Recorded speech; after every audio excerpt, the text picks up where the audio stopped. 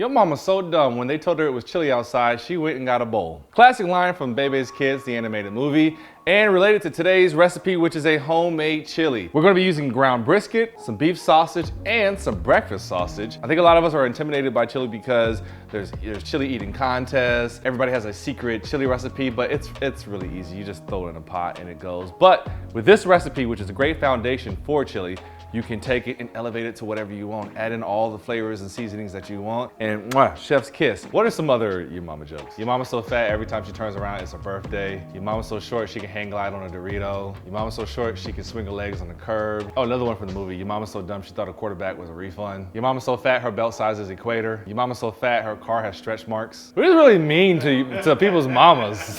It's so stupid. As I stated before, chili is really just a one-pot meal. So do not be intimidated by all the things you hear about it. The hardest part about doing chili is honestly just the prep work. So let's run down all the things that I've done because I already have everything prepped and laid out, ready to go in said pot. We started out with some vegetables. I had one Anaheim pepper, one red bell pepper, and then one just large sweet onion. I just placed them on my grill just to get a nice char on them, but also just to kind of unlock some of that sweetness that comes along when you start roasting vegetables.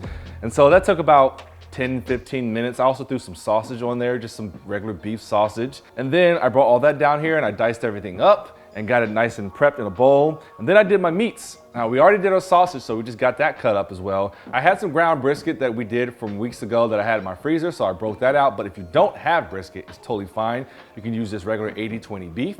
And so I took that brisket, threw it over some medium heat with a little bit of bacon fat for flavor. Then I did the Killer Hogs TX brisket rub, but you can just use a salt, pepper, garlic. You don't have to go crazy. I just like the flavor that this brings out. And then I also did some hot breakfast sausage. This was a little tip that I got from the Killer Hogs man himself, Malcolm Reed, and I loved it in chili. So this is like the combination of like 8 different chili recipes that I've just had over the years. And so that breakfast sausage really sets it off. And then that's kind of it. We got a whole big ass thing of seasoning blends, which I'll tell you guys what it is. But right now we're just gonna start dumping stuff into our Dutch oven, which, by the way, if you don't have a grill, you can absolutely do all this on your stovetop as far as just browning your meats, sauteing your vegetables if you want to. You don't even have to saute your vegetables.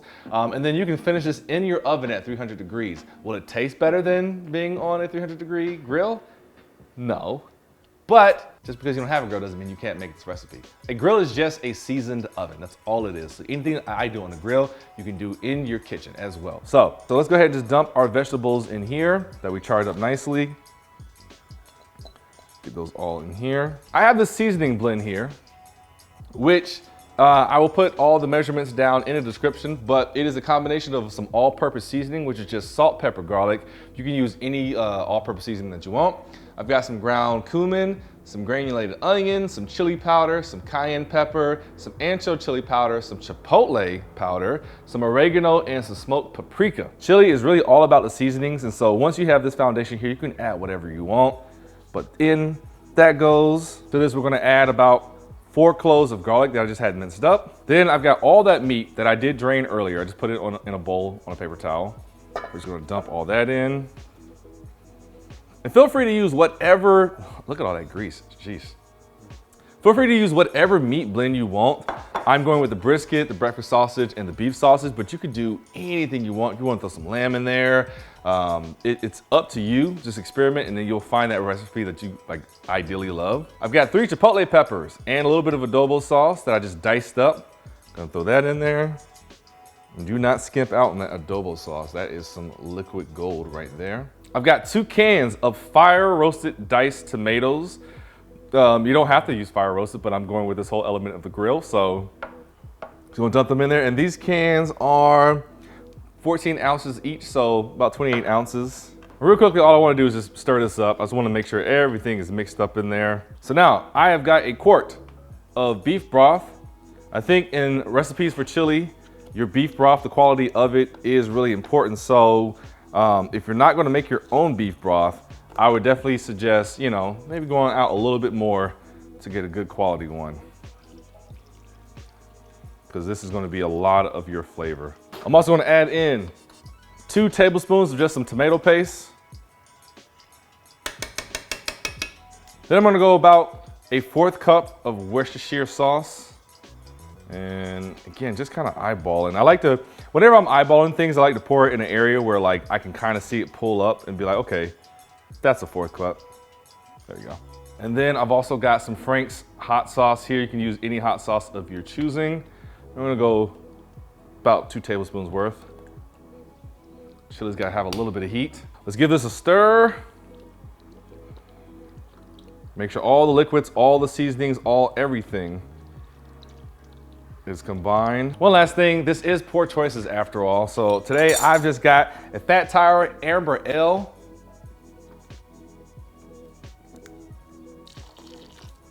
We'll pour about half a cup in there, because why not? So we're gonna get that mixed up. Everything's looking good. You just wanna make sure you have enough liquid to kind of cover everything, because this is gonna simmer uncovered in the grill for about the next 3 hours until the liquid begins to reduce and thicken up.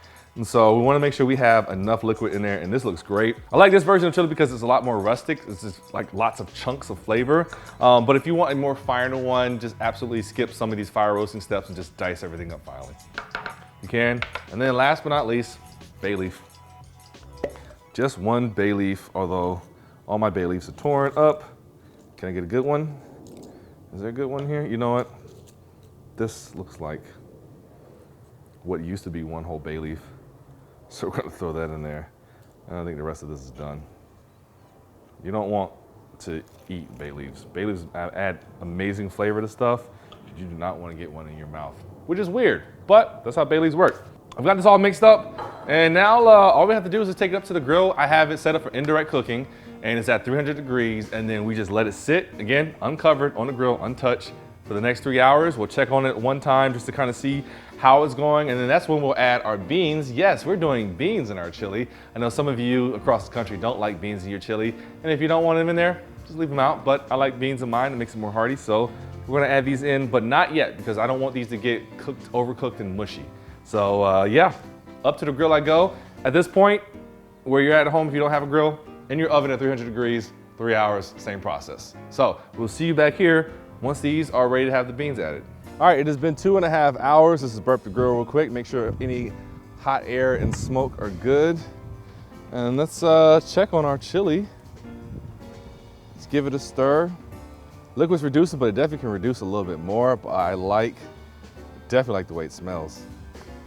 There's something about charcoal and the way it complements beef that I simply love. All right, so now we're gonna add our beans. At this point, maybe you don't like beans, so you can skip this, but I'm gonna add beans. I've just got 1 can of mixed chili beans. It's just kidney beans and pinto beans, and I'm just gonna put them in there. But again, if you don't like beans, you can absolutely leave this out, because at this point, all we're really doing is just cooking it until the liquid gets thicker. And the level of thickness kind of depends on your own preference. Me personally, this has already been going for 2.5 hours. I'll probably let this go for another hour, maybe 2 max, it depends. Let's close this up, and literally the next time we're gonna take this off is when it is done, and then I'll show you all the level of thickness that I like.